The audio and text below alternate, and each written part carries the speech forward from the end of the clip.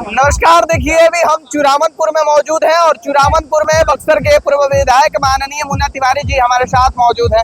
बाबा स्वागत करेंगे भारतीय खबर में। आपका भी चैनल को मैं धन्यवाद देता हूं। बाबा विपक्ष के नेता होने के बाद भी लगातार जनता के बीच में संपर्क साध रहे हैं, असली में लोग आपको ही खोज रहे हैं। देखिए विपक्ष का काम क्या है, जनता जहां आवाज लगाए। मैं पहले भी पहुंचने का काम करता था, विधायक था उस समय भी पहुंचा हूं, आज विधायक नहीं हूं। हमारी जनता हमको खोज रही है, वहां हमको जाना है। हम जनता के बीच में रहने वाले लोग हैं। हम लोग जनता से अलग रहेंगे तो हम लोग का दिमाग पागल हो जाएगा। हम लोग जनता में रहकर जनता की आवाज बनते हैं, जनता की समस्याओं को सुनकर उनके सुलझाने का काम करते हैं। हम लोग वो नेता है, हम लोग तो विपक्ष में हैं ही। अच्छा बाबा, आप कई गाड़ी से, कौन सी गाड़ी से चल रहे हैं? क्योंकि प्रधानमंत्री तो निवेदन कर रहे हैं कि पेट्रोल की फॉर्च्यूनर से चलते हैं।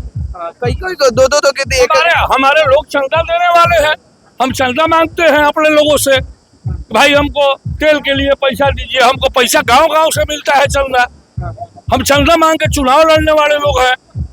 हम लोग तो विपक्ष के हैं लोग, हम लोग न लूटे हैं न लूटने की सलाह देते हैं। और ये लुटेरी सरकार है, इसके लुटेरे लोग हैं। हम लोग तो मांगते हैं और खाते हैं, मांग कर गाड़ी पर चढ़ते हैं, मांग कर खाते हैं। यही मेरा काम है, हम लोगों का विपक्ष का काम यही है।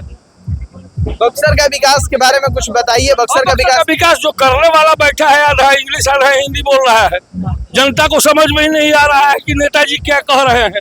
जनता पैरवी कराने जा रही है, नेताजी अधिकारियों को फोन करते हैं तो इंग्लिश में बात करते हैं। जनता सोचती है कि ये पैरवी कर रहा है कि हमको गाली दे रहा है, समझ में नहीं आ रहा है। जनता का ही कहना है। वो तो बोलते हैं कि अब बिहार में नई सरकार है, सुशासन की सरकार है, अलग तरीका से डबल इंजन की सरकार कह रहे हैं काम होगी। हम कहाँ कह रहे हैं कि सुशासन की सरकार नहीं है। हम तो ये कह रहे हैं कि जिस तरह से सोना मत खरीदो, गाड़ी पर मत चढ़ो, डीजल बचाओ, पेट्रोल बचाओ, एलपीजी बचाओ। 2014 में निकाला रहा था 2 करोड़ नौकरी देंगे, काला धन लाएंगे, हर एक खाते में 15 लाख देंगे। वो तो जुमला फेल कर गया। अब ये ईंधन बचाने लगे। 27 में ये कहेंगे कि पति पत्नी साथ में नहीं रहे, भाई भाई से अलग हो जाए। तो ये सांप्रदायिक सरकार है, ये लड़ाने बजाने वाली सरकार है।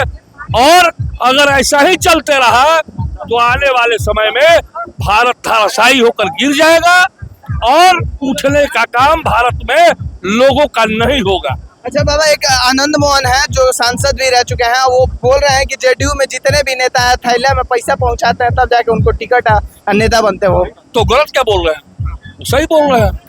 मैं उनकी बातों का समर्थन करता हूँ। जेडीयू वाले बोलते हैं कि उनके साथ ऐसा हुआ है कभी कि ऐसा आरोप लगा रहे हैं। हुआ होगा तभी ना बोल रहे हैं, या देखा होगा उन्होंने, बड़े नेता है जेडीयू के, देखा होगा तो कह रहे हैं। अब हम उस बात की इसलिए पुष्टि करते हैं कि जो उन्होंने कहा वो सही कहा। अच्छा बाबा, एक लास्ट क्वेश्चन पूछेंगे। बीपीएससी टीआरई 4 को लेकर के जब जब पटना में आंदोलन हो रहा है तब लाठियां बरसाई जा रही है। पुरानी परंपरा है, इस सरकार की पुरानी परंपरा है। विरोधी दल के नेता होने के नाते आप लोगों को भी तो कर्तव्य बनती है कि आप आवाज उठाएं। हमारे नेता लड़ नहीं रहे हैं, राहुल गांधी देश स्तर पर लड़ रहे हैं, बिहार में तेजस्वी यादव जी लड़ रहे हैं। हमारे नेता तो लड़ ही रहे हैं, लेकिन लड़ने वाली की सुनता कौन है? ये बेईमानों और हत्यारों की सरकार है और ये कभी सुनती नहीं है। जनता की आवाज नहीं सुनती है, बेरोजगारों की आवाज नहीं सुनती है। उन बेरोजगार नौजवान जो पढ़े लिखे हैं उनकी आवाज नहीं सुनती है। उनको लाठियों से उनकी आवाजों को दबा दिया जाता है। इसलिए मैं ये कहूंगा कि हत्यारी सरकार है, गूंगी और बहरी सरकार है। एक टाइम था जब बोल रहे थे प्रधानमंत्री जी कि जब रुपया गिरता है तो प्रधानमंत्री की साख गिरती है। अब किसकी साख गिर रही है? माननीय प्रधानमंत्री जी, अपने पद से इस्तीफा देने का काम कीजिए आप। धन्यवाद।